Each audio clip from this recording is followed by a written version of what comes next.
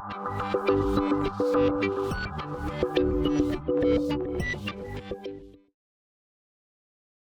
have a nice lecture. We have Dr. David Jaffray. Dr. Jaffray is the head of medical physics here at Princess Margaret Cancer Center. He's also professor of radiation oncology and professor of medical biophysics at University of Toronto. And as well, he's also director of TECNA within UHN. Dr. Jaffray is going to talk to us today about the technology of image guidance on linear accelerators and hopefully share some personal reflections on this technology. Thank you. Okay, thank you, Marco. It's a real pleasure to be here. To everybody in the room and the people out in TV land, I think they used to call that. So today I'm going to talk to you about some experience over the past several years we have had, personal experience I've had in building image guidance systems. And so when Marco asked me to speak today, he suggested rather than doing like an exhaustive review of image guidance technologies, rather we would have an approach where I just kind of tell you some of the stuff I've worked on for the past 15 or 20 years. And so I'm going to try to do that in the next 15 minutes. I'm going to start off with some acknowledgments. A lot of people have been fortunate to work with many individuals on this topic. I've listed a few of them here. There's many more. And some of the early work that I did was funded by the U.S. Army in the U.S. and NIH. And then additional work here now funded by the Canadian Foundation for Innovation. So we're going to start on a very broad motivation from a radiotherapy perspective, just so you can kind of understand. So imagine me as a graduate student in London, Ontario, where I started my PhD with Jerry Batista and Peter Monroe and many others. And I was just learning radiotherapy. And at that point in time, it was pretty simple radiotherapy. It was a relatively simple field with blocks. MLCs hadn't even yet been made available. And the objectives of radiotherapy were communicated to me was that you want to deliver a tumoricidal dose to a clinical target, and you want to minimize or limit the dose to surrounding normal structures. So that hasn't changed. We're still on the same page several decades later. And we also learned that misplacement of the patient relative to the isocenter and anatomical displacements within the body can reduce the therapeutic ratio. This is just a very simple motivation. I'm sure many of you have seen this motivation before. And this was the context I was working in, and I started working with Jerry and Peter there to try to understand how we could decrease some of the uncertainties in this space. And at that point in time, understanding of these uncertainties was pretty crude. Everybody knew that humans haven't evolved too much in the past 20 years or so. Right? We're basically the same as we were, except we have these mobile devices that have become bolted to our hips and into our pockets. But we have the same mobility we had back in the 1980s, late 80s when I joined the grad school. And remarkably, there was a few papers by Marx and people like that who demonstrated that, in fact, if you looked at port films over time, patients did not set up the same every day. The laser marks were not so good at getting the patient in the same spot. And then others who went back and published and looked at the fact that the failures that are close to the target relate to geometric misses. And lo and behold, there was some evidence. That was the data that we were working with out of the late 70s, early 80s that suggested maybe we should think about how well we're targeting radiotherapy. And at the same time, people were sending us a CT scanner showing up in radiology now, and we can see things in the body with a CT scanner, not just based on bones. And so people started to realize that there's a lot of things. You could just have the patient not set up consistently. But there's even internal organ motion. In fact, it was in 1995 that Marcel van Herk's paper came out that showed prostates moving around from repeat CT scans, which was just quite intriguing and sort of a surprise. Now, with image guidance systems, we know that targets change and deform. The clinicians knew that tumors shrunk. Of course, that's why they applied the radiotherapy. But injecting that as something we try to control in the process of radiotherapy was very much something that just wasn't front of mind. So we've seen a huge evolution from the 1980s and 90s through to where we are now in terms of imaging technologies that are now available and the idea of how often we measure and how often we detect. So what I'm going to do for the next several minutes is take you through some of the thinking around what used to be around film to localize targets. And I did a bunch of physics work. I'll talk to you about why it's really hard to make an image with a megavoltage beam. I'll give you some excess physics on that. And then I'll talk about some of the thinking, the shift in thinking that we actually were following a lot of other pioneers in the field when we decided to really push forward KV imaging on the accelerator. For those of you who haven't been in the field very long, what's on the left is a simulator. What we used to use is take a machine. It's called a simulator because the source and axis distance could be set to match what a linac was, so it simulated the geometry of a linac. And then what we did, instead of having a treatment beam, we had a kilovoltage X-ray beam that allowed us to get pretty high contrast images of things like bony anatomy. And then we'd have a detector, either an image intensifier. How many people here have ever seen an image intensifier? A little bit longer to go before that's gone. Okay? And that was a pretty cool technology. I could talk about that for hours. I really like that technology. Or you could actually put a film, stick a film into this thing, and you would take a radiograph like that's shown here. And you can see the nice wires on here, and if you're really good, you could even tell me which end of this tube had the anode at it based on the shape of the films and the shape of the wire. There you go. Okay, so this was the kind of targeting that we had. And that was fine, but we didn't even have that good targeting on the machines. And so the effort at the time was to use films. Take these radiographs and then put films underneath the patient and use a megavoltage beam to make an image of the patient. So that still happens today. It's called electron imaging. But back then we had film, which had no phosphor on it. It was just called Radiopad in a form. We still have this now, and you put it between two pieces of metal, spring load, snap that shut, and put it underneath the patient. And that's how we make an image of the patient. That's how we used to do it. This wasn't that long ago to me, but it's weird. Okay, and we called these localization or verification films. The difference was if you took a few centigrade of dose to make an image, we called that localization to make sure the patient was in the right spot. We localized. But if we left the film in for the whole treatment, what you could do, you would then get an image with much more dose, but it would only verify because it's too late to localize. You've done it. Those are called localization films. Now, this was the only technology at the time to allow us to detect where the patient was. You could use your eyes, you could use laser marks, you could use this SSD measurement and the optical front pointer and so on. But the only way to see what was going on inside was with film.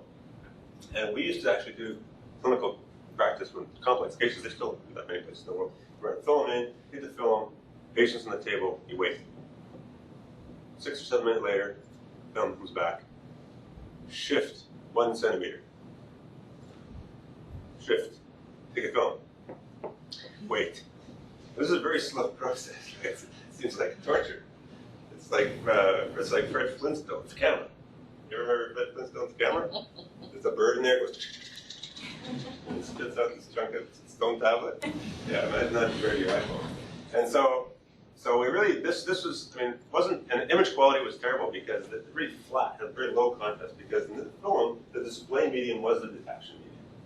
And so to get whatever contrast was in the image, it was hard to improve that contrast. You couldn't like just play with the window level because there's no window level. You could only play with a bright thing, a little light in the corner you step on and you get more light through to see things that were hard to see.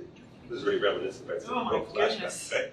Okay, and so it was very hard. And then you'd like to say, well, I'd like to figure out the shift better than 1 centimeter. Is it half a centimeter? How about a millimeter or two? Could you pull that up? Oh, you're not going to pull it out of films look like this. So the whole analog nature of portal films was a fundamental impediment to allow us to start to correct the patient image. And the thinking that was actually coming was that, I mean, patients will set up in different ways. So what we learned is really interesting. I don't run out of time. You guys know how slow I'm going. But what we learned very interestingly was that Mrs. Jones was set up with a simulator. It would have her tattoos set. And her anatomy would be whatever it was for those tattoos that day. Okay? And if you assume that's a distribution, then that's just one sample of a possible distribution positions for that patient. So if you decided to set up off of that position every day subsequently, more than likely there was going to be a single sample systematic bias for that patient. And as a result, it was proven out, if we looked at patients, we said, how are they setting up? Well, Mrs. Jones was always setting up to the left and high. She was distributed about that point, but always to the left and high. Mrs. Smith was, off to low and to the left and low, and Mrs. Weber is off to the right and low. And what it meant is that we took the kind of bias from what we learned in the simulator, and we applied it daily. So there was consistency, but it was consistently wrong. And so some of the early work was just say, let's just take the first film, this is still the thinking, and we're going to take a few of those or one of those and figure out that systematic shift, and then we're going to write it down on a piece of paper. And when Mrs. Jones comes in the next day, we're going to apply that correction in advance. That's the whole idea around adaptive offline crash. Where it started. Okay? And people learned that it's actually possible to take a few measurements, reduce the uncertainty in estimating the center of mass of this, and apply that such that the rest of the treatments would be on much more accurate. Now think about the precision. And that's what film let us do that. Electronic method would let us do that more efficiently. But electronic methods would also let us do something like this, where rather than leave the systematic error out there and the natural dispersion of patient setup, which varied from patient to patient, heavier set patients had more dispersion than lighter patients. We could take all that out if we could measure every day and drive down to a much higher precision. So we wanted a system that let us do that. Film would work, but it wouldn't let us actually pursue that in the same way. So we had this big period of time. This is back working with these guys back in the early 90s. We had a big report on the use of electronic portable imaging, because people were working on electronic portable imaging. I did my PhD. We built an electronic portable imaging system still in use around the world. That was called the Infomed or Infocon system, based on cameras and stuff. Pretty cool, ancient technology. And then our other guy named Marcel van Herk built a really cool system that used liquid, where X-rays would interact with liquid, produce ions. They would then drift between plates. That charge would be integrated over time, and you had these big sheets of. This is full of a fuel. You can actually burn this.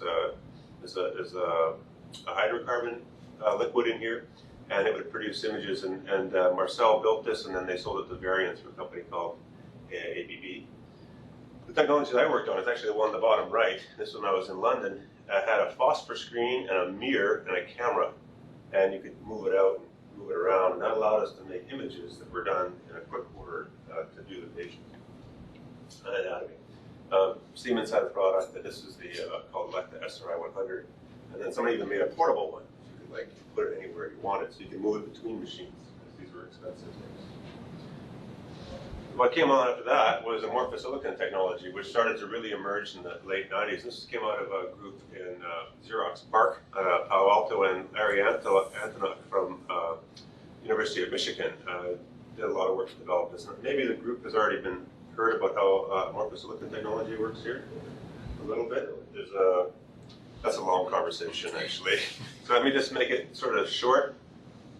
With amorphosilicon technology, you can make very large-scale electronics. It's not crystalline silicon, it's amorphous silicon. And you can make photodiodes that are big, let's say 100 microns on a side. Okay? And you can make many of them. And photodiodes are like capacitors. You can be treated like capacitors. And so what happens is you put a bias on these and then disconnect them. And then as light hits them, it discharges that bias. And if you re-expose it to the bias, current will run back in to reestablish the bias. And if you measure how much current ran back in, and you sum that up over a time period as a charge quantity, and that charge quantity is proportional to the light. So if you take a phosphor screen and you put it in front of these things, when X-rays hit the phosphor screen, the phosphor emits light, light follows in the photodiodes, discharges, and you can do this very fast. The one that's in most of your imaging systems right now would have some 2048 by 1536 of these sensors running at around 15 frames a second. Pretty amazing technology. That was really a stunning advancement. You can kind of see it all here. Here's the photodiode. This is a switch, basically a transistor. You'd have a bias line setting up the bias voltage and the data line, and the gate would switch to TFT. Inrush current through the data line would be integrated over time in a charge integrator, and that's the quantity proportional to light.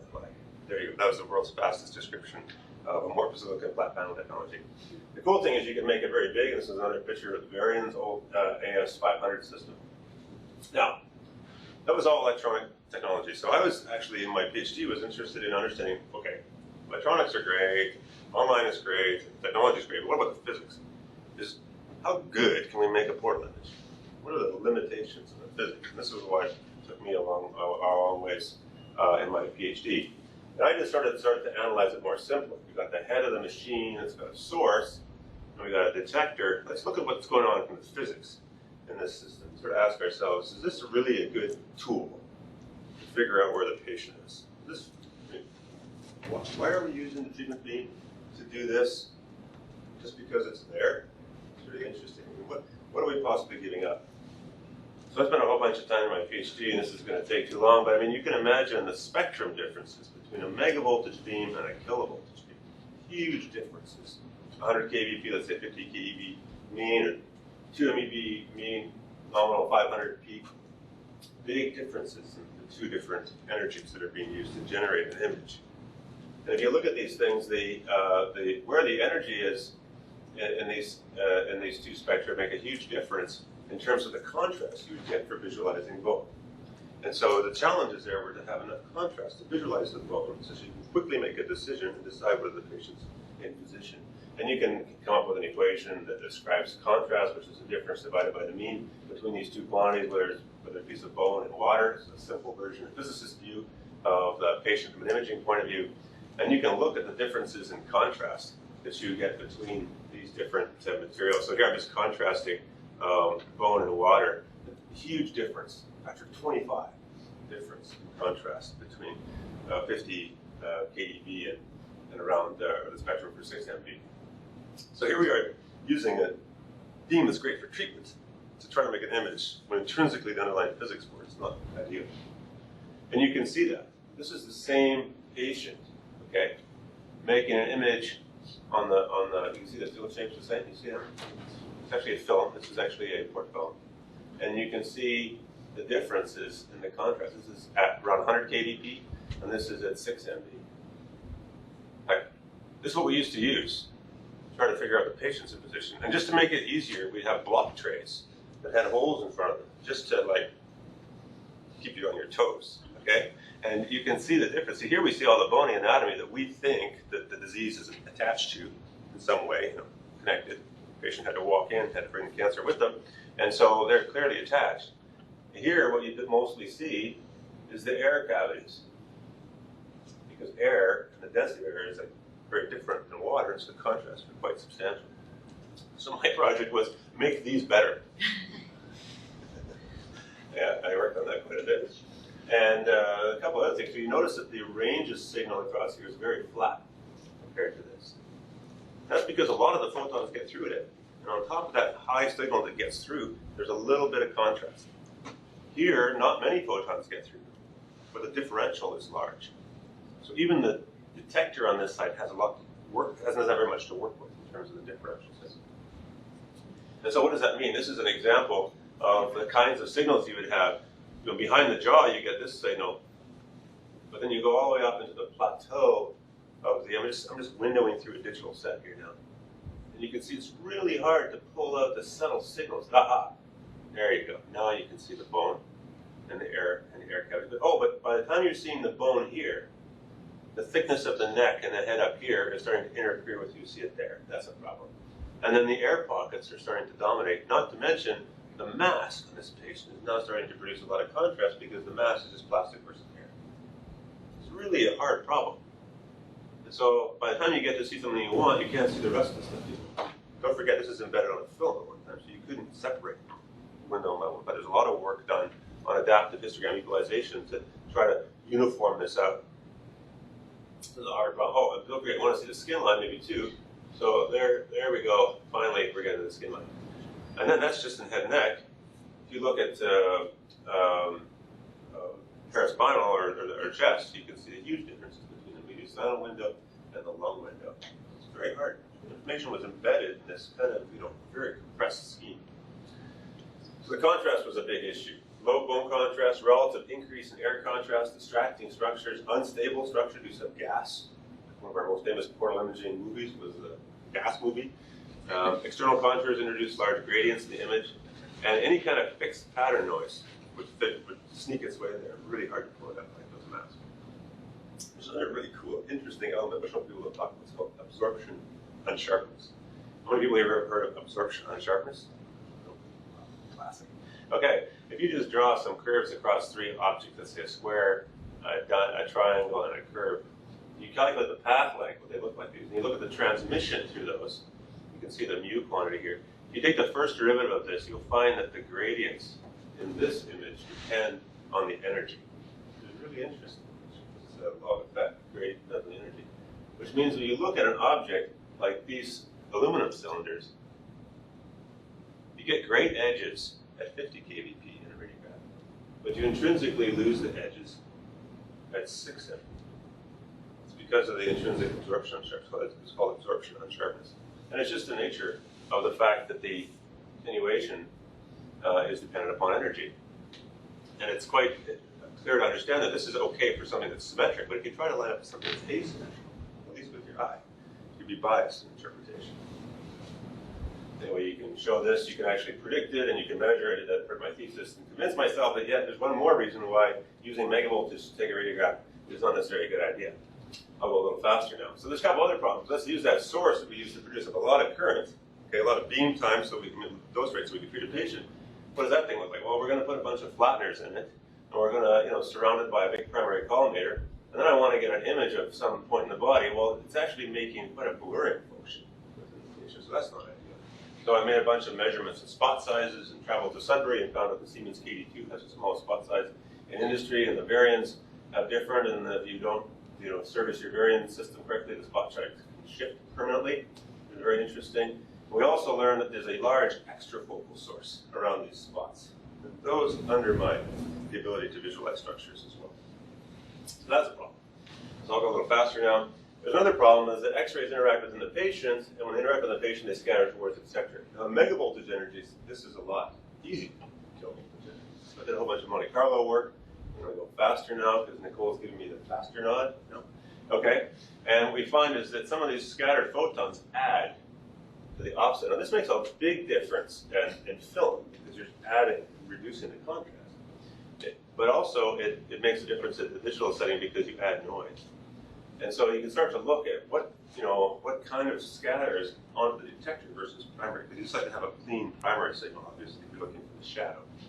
And so I did a bunch of Monte Carlo work and different air gaps and distances, and you can see that the scatter spectrum can be quite substantial. Plus, it's actually lower in energy than the incident primary and the transmitted primary. And depending on what kind of detector you have like a gadolinium oxysulfide screen, then you really have a high cross-section to these low energy photons that can really boost the signal. That's a scatter signal. And furthermore, that's a noisy signal. So in fact, as you go up in energies, you can actually have a substantial scatter fraction. So 50% of the photons on a piece of film that's behind the patient are coming from scattered sources. Not as bad as when you go to KB, because it can get actually worse. So from a scatter perspective, MV is a little easier to work with. And just to give you a feel for what this looks like, this is a good friend of mine when I did grad studies, Jaffray PhD, was modeling the impact of scattered photons on image quality. But clearly, it's not just about the base, but also the added photons on top are difficult to see.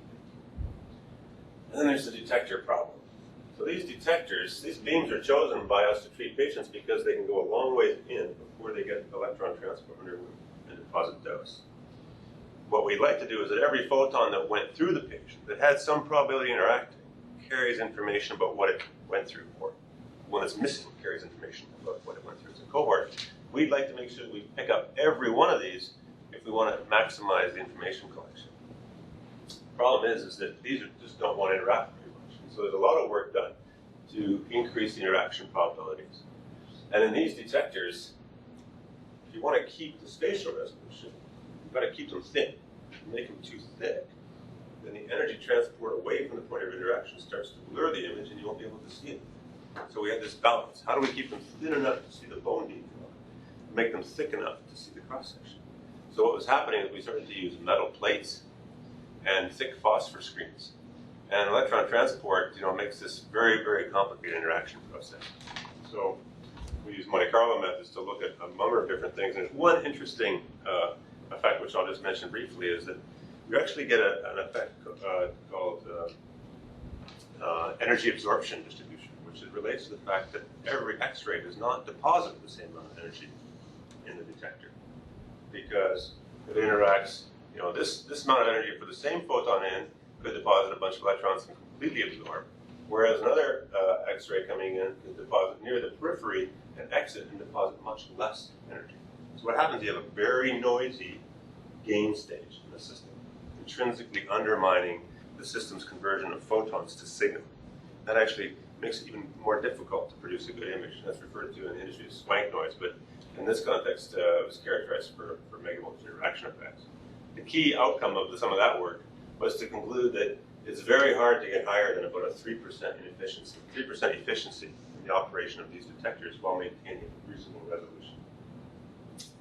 So I was very depressed. That was the end of my PhD. Oh, there's one more figure that basically comes at home. The good news was that with amorphous silicon detectors, you could actually get some reasonable looking images, but you still had to use some substantial doses, around 15 centigrade, to get those, putting a lot of the dose in. And so this was, while it was encouraging, it basically suggested that it's not the best approach to try to understand what a patient is. People went further. They tried to make much thicker detectors, things with cesium iodide. They give you tall needles that would help you maintain the resolution of the system because of the light transport advantages and have thicker cross sections to increase the interaction probabilities. But even there, this is a very low dose, but still you're not seeing really enough. So while this was happening, people were learning more and more about soft tissue mobility inside the body and its impact. And so the whole idea of using megavoltage started to come under some additional criticism. Many reasons for that. So we thought at the time there was no escape from this. We were using, this was in the machine. If we thought about doing anything more complicated, people would say it's going to cost you a lot of money. And we'd say, well, treating patients is important. But it's all there. The source is there already. It's a beautiful paradigm. You just use the source. Plus, you get the field shape outline. But remarkably, at the same time, everybody was saying, well, we're going to go to smaller and smaller and smaller fields. Conformal radiotherapy, all you can see is this. How are you going to know where the patient is if that's your? So that whole argument was pushing us away from using the treatment. So we had ideas around open it up, take a picture, close it, all kinds of ideas, fusing those two together. And we realized that we didn't think there was any escape. This whole idea of using portal imaging through the guidance was just not robust. So what about a separate imaging system distinct from the treatment beam? Now this was not our idea. This has been around for a long time. This is a system from the 1959 showing a very large megavoltage system. And then here you can see in the side the kV source that was built into the snout. And you can see the X-ray tube would then sort of mimic the emission point from the MV. And this was a system that was used clinically, but was only used with film, once again, because they didn't have online systems. But there was a whole bunch of projects using kV, and some of the latest ones were near the end of the mid-80s, mid-90s, where actually people even took image intensifiers in kV tubes, and wheeled image intensifiers in on carts, and then take a kV radiograph with the same gantry using a system I'll show in a second. In 1959, Harold Johns, who had done a lot of development on the cobalt source, realized that using a cobalt was not the best way to take an image of a patient because the source was so large, it really undermined the resolution.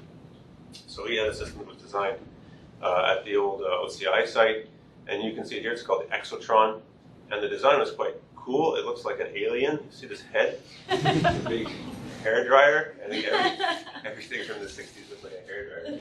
Okay. The color was actually very similar. You can see it here. It's actually the OCI Exotron, and what he did is he had actually a source. I think it's here. He had an X-ray target, X-ray source up above. You see, and so the source would slide in here and irradiate the patient, but then the X-ray tubes have above, and that could also make an image of the patient. That was back in 1959. Now, the source sizes and those were big because of cobalt. Then the Linacs came. Now, Linacs shrunk the source sizes a lot. I showed you earlier, about a millimeter or two, depending on the generation of the systems. So that was a huge improvement. We don't need this anymore because we shrunk the source size back down. We can use the megavoltage. So there was a period from, I would say, early mid-70s through to early 90s where this was a big improvement over what we had with cobalt. And in many ways, I think we got kind of stuck there, not thinking what was happening in the imaging context. Biggs had this article from '85. You can see a called Clinac 18 and the X-ray tube mounted, and you can put the same block. You see, that's quite nice. The same block tray to allow you to verify. Even had a field distance indicator that you can confirm it. So this wasn't a new idea. We actually stole from many people in terms of these concepts. This is a more recent project where this is a project at MGH where they put two different sources on top of a Linac, and they're going to do real-time tracking. This never really caught fire. This was back in just 2003. And the Japanese have done a ton of work on integrating KV systems. And this is the one, the IGRT system from Shirato, where there's 4 X-ray tubes and 4 image intensifiers. And this is fairly recent. It's still actually running, and they're producing some interesting data, but allow you to track. But you couldn't do much more than track bones or seeds. So it didn't give you the ability to think about soft tissue tracking. Innovations. So when I was at William Beaumont back in 1997, this is me, my hair was shorter, we decided in collaboration with Electa, then Phillips, to drill some holes in their gantry. You can see us drilling holes. This is Gabe Blosser. And mount an X-ray source on the gantry. And that source would have a detector the opposite side. This is in fact a phosphor screen mirror combination. We have another one, you can see it down below here, on the megavoltage side. So we wanted to explore the idea of having these 2 systems but integrated in a digital fashion on these platforms. We had just finished building high-performance cooled CCD systems that would allow us to collect very high-quality images on these KV systems, all on an integrated geometry platform. That was called the Dual Beam Project. This is a really great photograph with a real camera with film. You can see the grain. Isn't that nice? Oh, it's so beautiful. And a photograph of the system in 1997. That's old. It's 18 years old. And you can see that the X-ray source can be retracted and extended, and the 2 systems. I could talk about these forever. In fact, this system works on the MV, and it was in operation until around 2009, which worked for several decades, over a decade. So at that time we had these ideas. We're going to have dual mode. We're going to have KV, MV combinations. We have orthogonal KV, allowing us to get the bony anatomy. We're going to have what we called CT portal, where we could do a few images. And then we also had the idea that we could do Chromium CT. We would acquire data sets. And the Chromium CT algorithms were made much more feasible by a guy at Ford Motor Company in Dearborn, Michigan, Feldkamp and his buddy, something like that. And we built this whole system with this cool CCD camera, mirror systems. And remarkably, these were actually fairly reproducible. And those are the ones that are shown in the system. This was presented back in '98. And we had the idea that the therapist would place the patient on the couch using lasers and light field. We require orthogonal pair. Operator aligns bone structures with predefined template. Alignments converted to couch motions. If movement's greater than tolerance, therapy staff would move couch. And treatment delivered with 4 limit verification. That whole work. We've got the same one for Combi. This just shows a picture of one of the patients who participated in this study. This is in early '98, and it shows all the pieces in place. And this is the kind of stuff we thought was really exciting. We thought that if you could show the KV image in the background and then just detect the edge of the MV image and overlay that, it would be really good because it gets the great geometric information and the great KV contrast. And so, I mean, the doses here were extremely low. And since it's digital, you could play as you wish for visualization. And we thought this was the DBI was a dual beam imager. And we did it in things like head and neck and lung. We explored this, and we actually did a whole bunch of interesting publications. There's a girl named Laura Pisani who got her PhD in this work. And prostate, quite a very attractive way to present the data. Now, at the same time, groups like Memorial Sloan Kettering were looking at putting CT scanners right into the radiotherapy suite, a CT on Rails platform, where you can move the patient and transfer them, generate the CT data set, turn around and treat them. We thought this was interesting, but we didn't like the idea of moving the patient.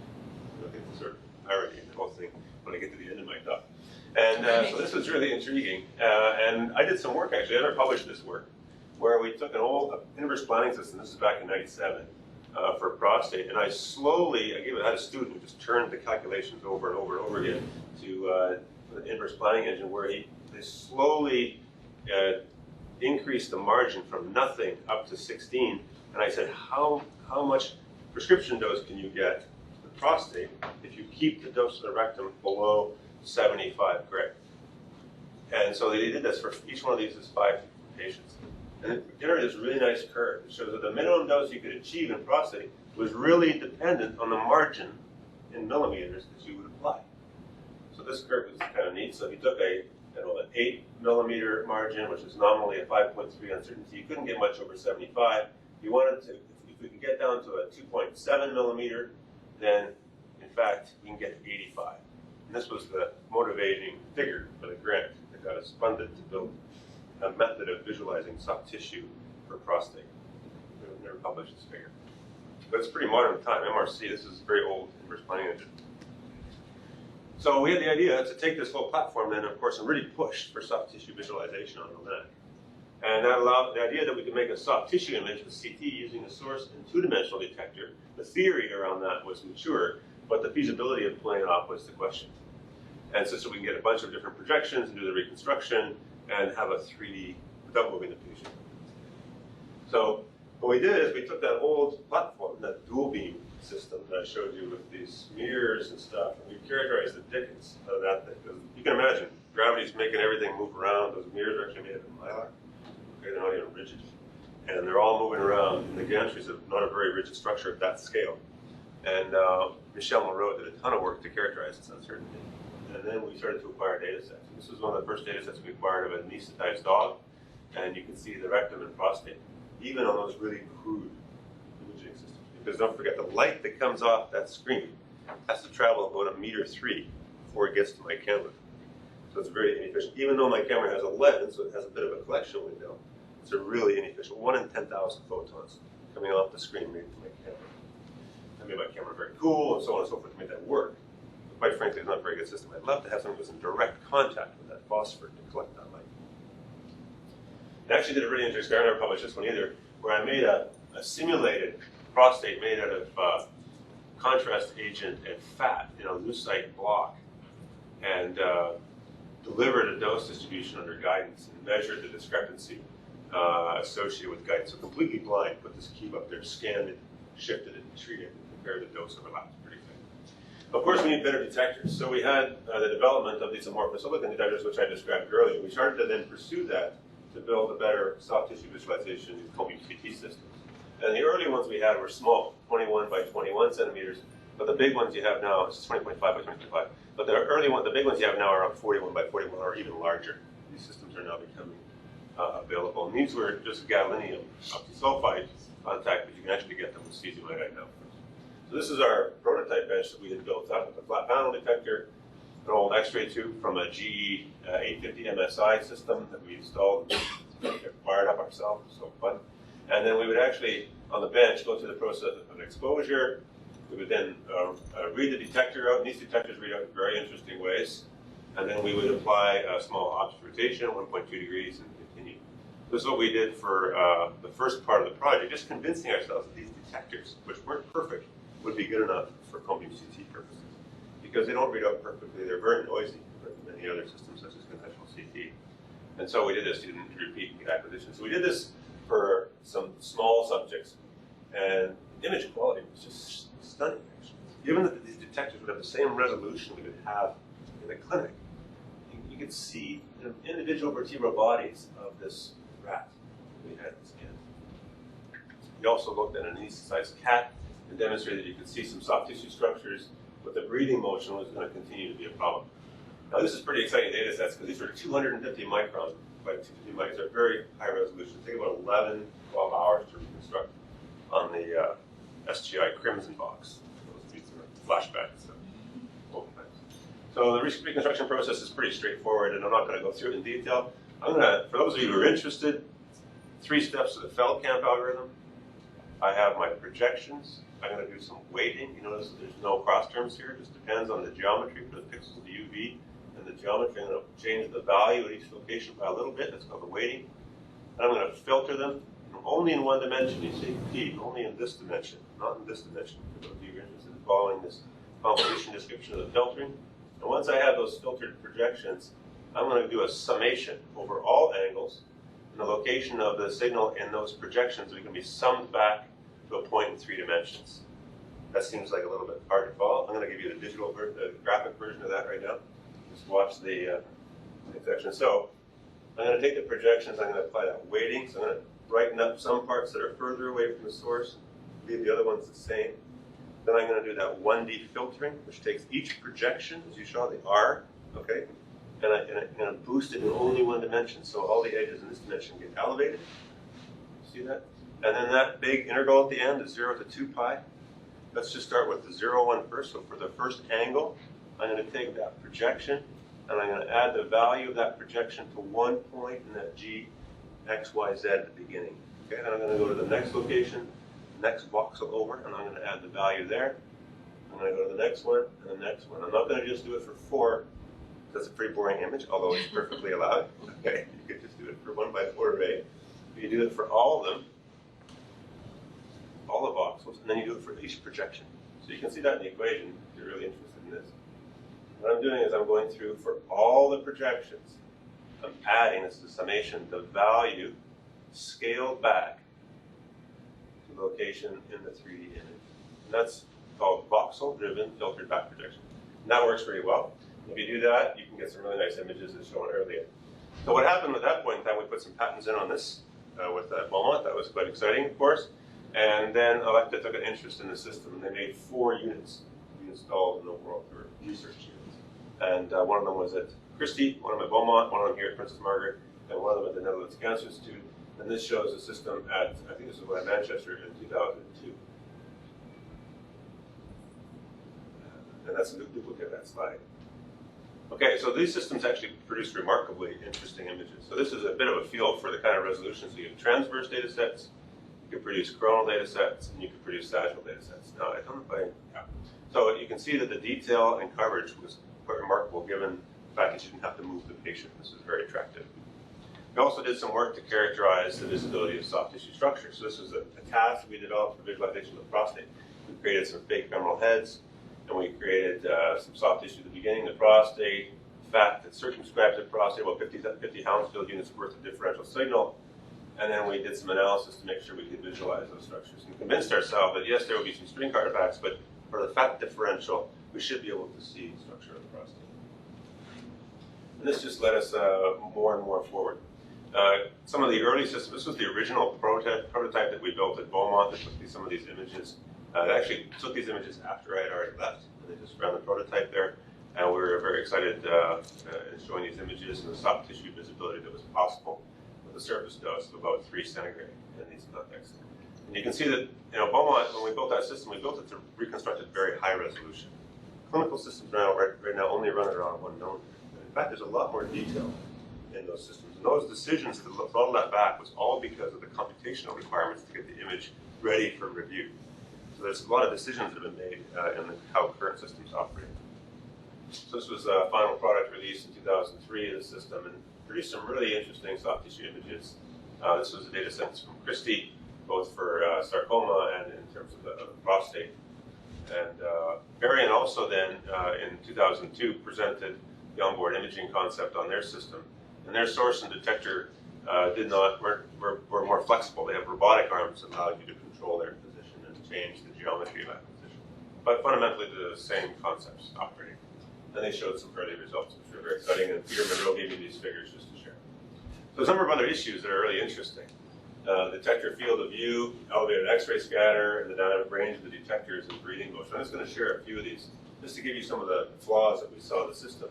So you imagine that you're using that much coverage to take an image of the patient from a cone beam perspective, then you're actually generating a lot of scattered photons that can go anywhere they want. Well, they don't really want, but you can go anywhere on the detector behind the patient.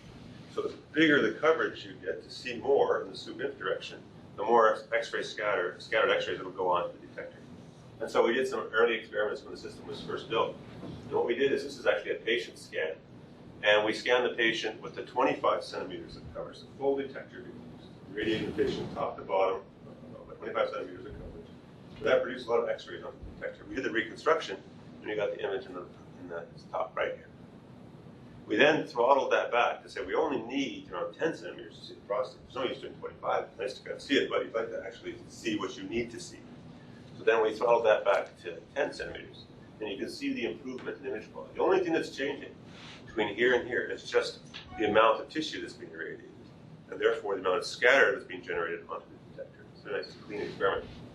And then finally, as this patient was under a protocol, we scanned them one of the last times with just 2 centimeters of coverage, just a little bit, kind of like a conventional CT scanner. And you can see the improvement. So X-ray scatter is a big problem in these systems. Now what Varian does is they have a grid in place that works for them because of their geometry. We did initial tests that demonstrated that it was no use to have the grid on the electrosystem. But the guys at NKI right now are exploring the use of a different grid that could be helpful for acquisition. That was one of the elements that we gave up in terms of using a cone beam geometry. The interesting thing too is that if you're spinning this thing in space, not like a regular CT scanner. The regular CT scanner has a bearing. It's really well defined. This thing is attached onto a linnet. It was engineered 15 years ago. And the arms are sitting out and flexing. That was a big concern. What we did is we developed a method to do the calibration where we could actually come up with some of a movement of the BB in the frame of the imaging system that describes the geometric imperfection. And originally they thought this would not work, wouldn't be reproducible enough. But in fact, we found that it's extremely reproducible. And each machine kind of signs its own name in that process. And if we record that pattern, we can apply that just before we do the back projections. We can take those back projections and shift them a little bit in memory, so to say, and then back project differently, or where the ray lands on them is adjusted on a projection by projection basis, and we can align that back up. The key assumption here is the motion is reproducible, but in fact, there's a lot of data that shows it's quite reproducible. So we did this and demonstrated this, the influence of any geometric misregistration. So we had the correction on the image on the left. I then just turned the correction off in the code. No correction. So the images are presumed to travel in a perfect circle. And you can see the interesting kinds of artifacts. You see the doublet here? It kind of looks real, right? You think that could be real, but in fact it's not. You can see the differences. You also get this broadening in one direction. And similarly, the detail that's seen in the bone is lost as you go with and without the correction being applied. So this correction has to be applied, and that's why it's measured routinely and verified. There's other work we did. This is early patient data sets. We really pushed the limit. This is a 220 micron reconstruction on patient data sets that we acquired. You can go back and reconstruct the data set. And it shows you the degree of detail that is still embedded in that image signal. You can see trabecular bone structure. And so the scans that are required every day downstairs here, part of our clinical studies, clinical care, in fact, the raw data has this kind of detail. But for speed reasons, we collapse it down before we run it through the reconstruction process. So I think it's kind of an interesting example. Okay, there's a couple other things. And this one of them is that cone beam CT is not perfect. It's been published quite heavily on this, those of you who wish to investigate further. This is a really interesting thing. There's a theory, and there's a number of reasons for this, to suggest that the only plane that we can reconstruct when we have the source and detector go on a circular trajectory is the plane that is the source plane. That's the plane that the source sits in. Everything off of that is not going to be reconstructed accurately. That's from theory. And so we were getting these great images. Like I say, these images are all nice images. What are you talking about? So we did some studies and we started to look at it. And I took a very simple thing as a disk of lucite in water. And I imaged it when it was right at the source plane. So I took that little thing on a plate, I put it like right where the source would be traveling around. And I got a nice image of the plate. That's pretty good. Then I just slid it 4 centimeters down. And I took another image, another cone beam image with it 4 centimeters down. And you can see what happens to the plate. And then if you slide it 8 centimeters up, you can see that the plate almost, now that's completely inconsistent. Would appear to be completely inconsistent with this image. That's plus and minus 12.5 centimeters of coverage.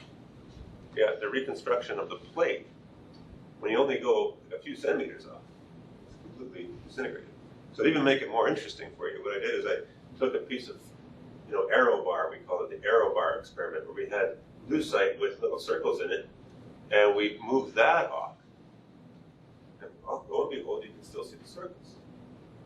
You move it up above, you can still see the circles. The plate's kind of gone, but you can still see the circles. So this has been, the theory behind this has been well known, but demonstrating it, I think, in the experiment is actually quite interesting and helpful. What basically happens is that it's true that the reconstruction is not accurate when you go on and off the plane, but the missing information is limited to a very specific angle of frequency content within the reconstruction. And that angle of frequency content, when you look at a plate, almost all the frequency content in this plate is orthogonal to the plate. In other words, if I take a derivative of the information inside that image and move along the plate, I have nothing. When I go opposite the plate, I get a big edge. That's what really defines a plate, is an edge in this direction. Well, cone beam CT and circular trajectories are kind of blind. to frequencies in this direction. So you lose the plane. Now, if you have frequencies in other directions, which would be orthogonal to the edge of those little spheres you see, there's a lot of frequency content. You lose the stuff that's orthogonal to the plane, but you have the rest. And that gives you a reasonable reconstruction of the object, depending on the nature of the object. So we explored this in detail, and it's interesting. I could talk to you for hours on this alone. But anyway, we continue to move forward. The next question was, someone says, well, you got to put an X-ray tube on the system, you got to put a detector, you got to have these arms. That's just crazy. Just use the MV source. It's just there. It's right there. Use it for port limit. Use it for cone beam CT. So a number of groups explored this, and this is slowly disappearing from the world. And so we last year looked at it too. This is back in 1999, where we had a little flat panel detector. My hair was shorter. This is Doug Drake. And we actually did some acquisitions with a guy named Bernhard Groh, who came to visit us from Germany. And we did comparison of MV and KV systems and on the same platform.